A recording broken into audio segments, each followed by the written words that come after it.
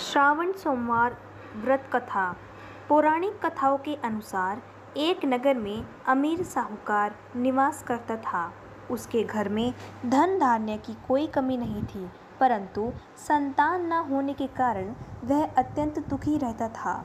संतान प्राप्ति के लिए वह हर सोमवार श्रद्धापूर्वक भगवान शिव जी की उपासना करता था और संध्या के समय मंदिर में जाकर भगवान शिव के समक्ष दीप जलाता था। उसकी भक्ति भाव को देखते हुए एक दिन माता पार्वती ने भगवान शिव से कहा कि हे प्राणनाथ, यह आपका सच्चा भक्त है तथा इतने वर्षों से आपकी पूजा अर्चना कर रहा है, आप इसे संतान प्राप्ति का वरदान क्यों नहीं दे रहे हैं। माता पार्वती का प्रश्न सुनकर भगवान शिव जी ने उन्हें बताया कि साहूकार के पिछले जन्म में कर्मों के कारण उसके भाग्य में संतान सुख नहीं लिखा है। यह सुनकर माता पार्वती ने भगवान शिव से आग्रह किया कि वे उस साहूकार को संतान प्राप्ति का वर प्रदान करें।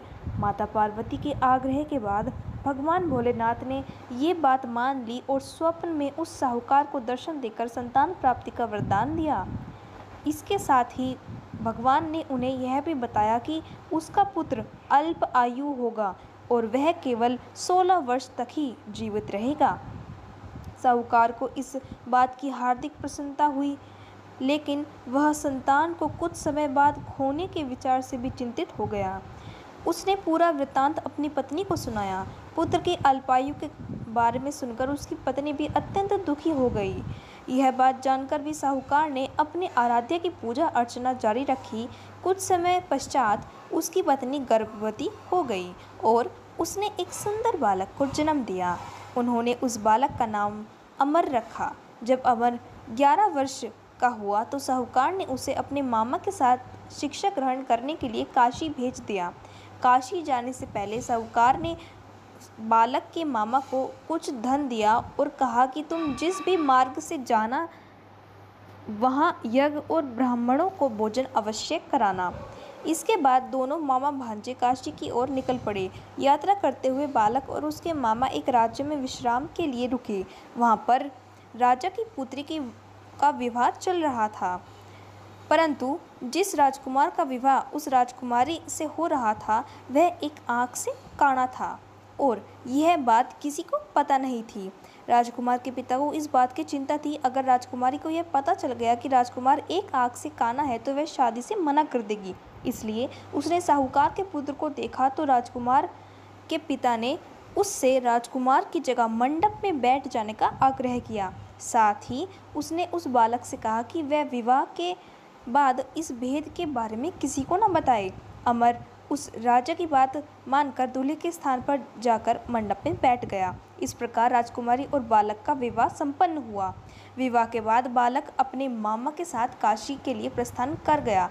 काशी जाने से पहले उस बालक ने राजकुमारी को पत्र के माध्यम से सब सच बता दिया। साथ ही यह भी बताया कि जिस राजकुमार से उसकी विदाई हो रही है वह दरअसल काना है। सत्य जानकर राजकुमारी ने उस राजकुमार के साथ जाने से मना कर दिया। वहीं दूसरी ओर मामा भांजे काशी पहुंच गए। वहां कुछ वर्ष रहने के पश्चात जब वह बालक 16 वर्ष का हुआ तो मामा भांजे ने एक यज्ञ का आयोजन किया। यज्ञ के समापन के बाद उन्होंने ब्राह्मणों को भोजन भी करवाया और दान दक्षिणा भी दी। इसके पश्चात बालक की तबीयत खराब होने लगी। वह मूर्छित होकर जमीन पर गिर गया और उसकी मृत्यु हो गई। जब उस बालक के मामा ने बालक को इस अवस्था में पाया तो वह जोर जोर से विलाप करने लगा। उसी समय भगवान शिव और माता पार्वती उस मार्ग से गुजर रहे थे। जब उन्होंने विलाप की आवाज़ सुनी तो माता पार्वती ने भगवान शिव से आग्रह किया कि वे उस रोते हुए व्यक्ति का कष्ट दूर करें। तब भगवान शिव ने देवी पार्वती को बताया कि ये वही साहूकार का पुत्र है जिसे उन्होंने 16 वर्ष तक जीवित रहने का वरदान दिया था। तब माता पार्वती ने कहा कि हे प्राणनाथ, इस बालक का पिता पिछले 16 वर्षों से सोमवार का व्रत करते हुए आपके समक्ष दीप जलाता है। कृपया आप इसके दुखों को दूर करें। माता पार्वती के वचन सुनकर भगवान शिव ने अमर को जीवन का वरदान दिया और इसके पश्चात वह बालक जीवित हो गया। उसे देखकर उसके मामा की प्रसन्नता का कोई ठिकाना नहीं था। इसके बाद काशी से पढ़ाई पूरी करने के बाद वह दोनों वापस घर की ओर निकल पड़े। रास्ते में फिर से वह नगर पड़ा जहां अमर का विवाह वहां की राजकुमारी से हुआ था। जब राजकुमारी ने अमर को देखा तो वह उसे तुरंत पहचान गई। राजा ने भी प्रसन्नतापूर्वक अपनी पुत्री को अमर के साथ विदा कर दिया।